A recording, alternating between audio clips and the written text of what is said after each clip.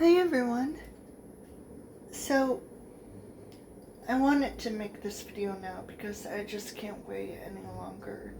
Even though there's construction outside of my house and I can clearly hear it.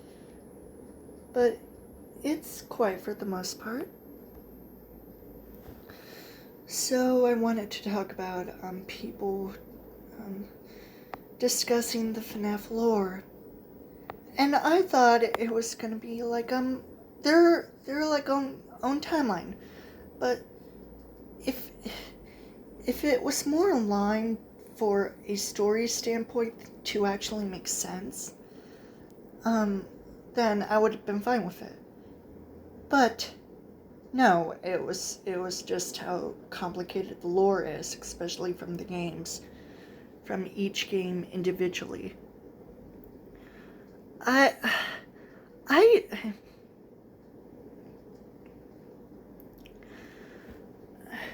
I I have made videos I have made videos of my own timeline, and I think my timeline still, it's my own timeline. So it's not canon, it's not confirmed, but it's my personal timeline. It's, I try to make it as simple as possible, but made sense about what was going on in the story, especially adding the fan games to the universe. So, yeah, the main problem that I just wanted to talk about now was the molten missing children incident, where the classic animatronics that were possessed by the missing children are melted into molten Freddy or something. But that's, especially from Henry Emily's dialogue, it's just really vague, and it's probably not confirmed. I don't know how people even came up with that theory, probably due to the books, but I don't care. I really, I don't know. It was weird, but the molten missing children thing, I don't understand why. I mean, there was some points that might have been possible, but truthfully, it was mostly due to the fact that William Afton, the purple guy, during 1995,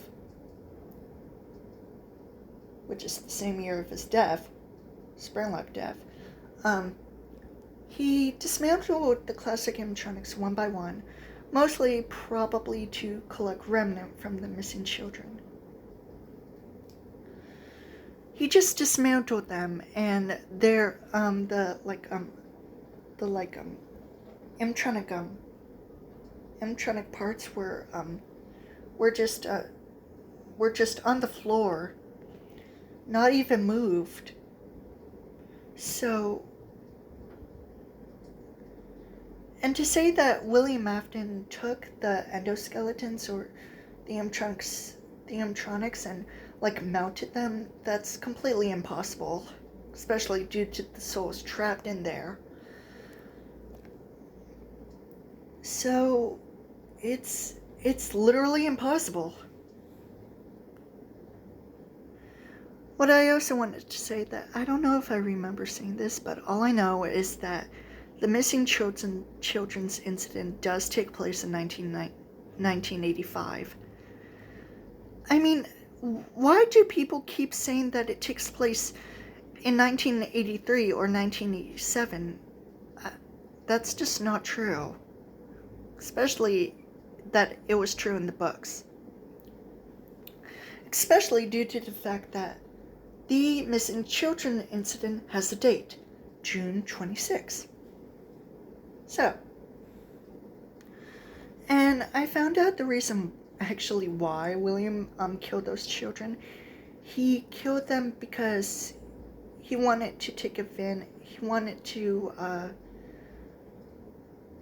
I don't know how to explain it in my own way, but let's just say he took advantage of them being vulnerable, of Susie losing her dog, Jeremy, Gabriel, or Fritz being left by their parents at Freddy Fazbear's Pizza, stuff like that. And it's kind of like when his youngest son Evan was vulnerable. He was crying. And I originally thought that William Afton's motive, or the perp guy's motive for killing children, is because he thought they were naughty. He was like punishing naughty children even though they weren't.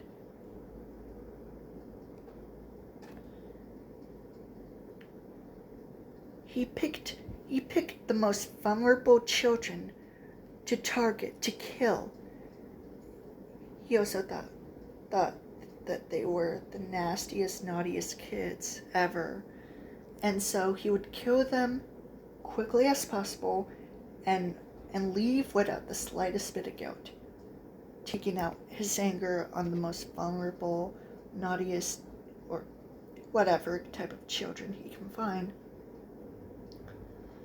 And he said in the VHS tapes, if they were Michael, they probably deserved it. And I get about William's motives, I understand. But I also realized that the VHS tapes, the creator of them, is also confirmed to be a terrible person. Yeah. Actually, people also forget the minor things, like how in Security Breach Ruin, there's Cassie puts on the Vanny mask and hallucinates and imagines Gregory on a hill with Vanessa. And Gregory has a strawberry cone. Now, in the true ending of Security Breach, the Princess Quest ending, Gregory has a popsicle of Freddy. And let me just say this. Are people forgetting the fact that the Security Breach Pizzaplex was, like, destroyed and there's no access to the ice cream? So Gregory in Ruin just has a nondescriptive strawberry ice cream cone. Pretty much. But also, Miss Andrew, said about why Michael Afton is probably still alive, and I agree with it, because not only did he survive the fire, he probably found a way out, even if there was originally an exit, it would be closed off. So Michael would have to find another way out of there, probably. And also, similar to the Molten missing children thing, the Fall Fest thing, let's just say it's too complicated, that there's so many layers and so many different options to choose from how it started or why, and I'm just not into it. I'm sorry. Also, so in my timeline, Elizabeth Afton dies after the missing children incident, when William discovers Remnant, and William decides to create the Funtime animatronics, and he creates the Funtime animatronics to kill children. And so Elizabeth dies, and the year that she dies in is 1986. Ugh. Okay, so Elizabeth dies in 1986, a year after the missing children's incident, and before Fnaf 2, of course. Now, there's always a 10-year gap between, like, for example, the missing children incident to Purple Guy's Springlocked incident, William Afton's, I mean.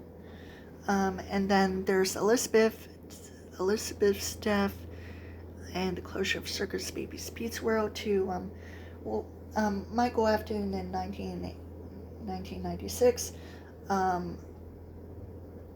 going to the Circus Baby Pete's entertainment and rental bunker to free his sister from Circus Baby, ending up getting scooped, and after Elizabeth's death, William decides to experiment on more children by injecting fear into them, recreating his son's Evan's bedroom, and the fun with plush trap hallway.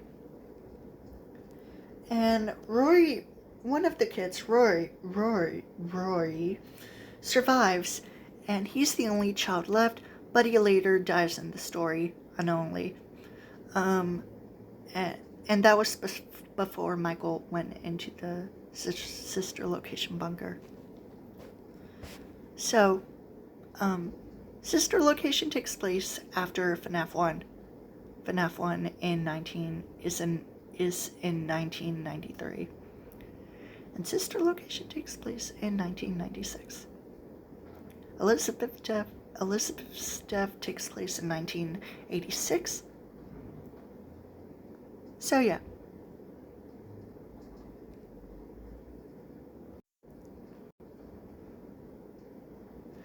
I also like the theory from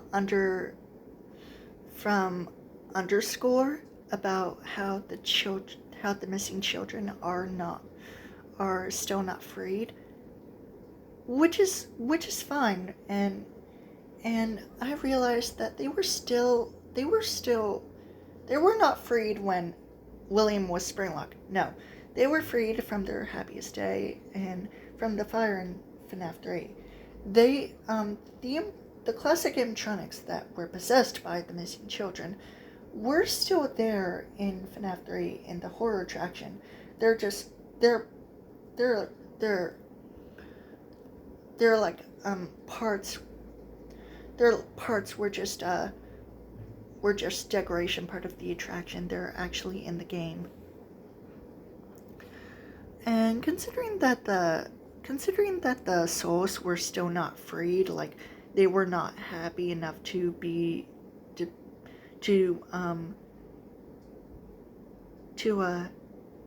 move on to the afterlife, it makes sense. It makes sense. It really makes sense.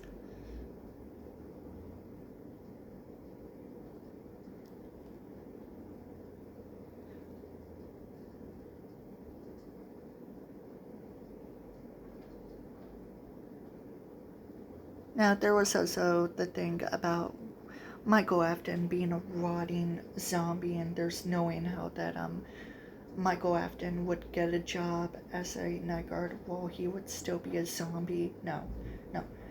Sister location takes place after FNAF 1. After FNAF 1.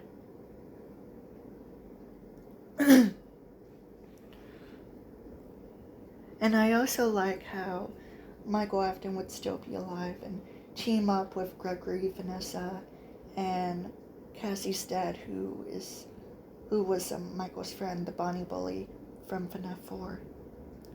So yeah.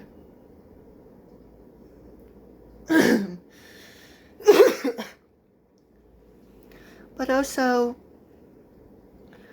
Glitch Trap isn't the Mimic. I'm sorry, but he still isn't the Mimic. I mean, it might be possible in FNAF and Help Wanted too, but no, just no. I mean, especially since I still believe that Help Wanted 2 takes place after Ruin. I'm sorry, but that's just my opinion.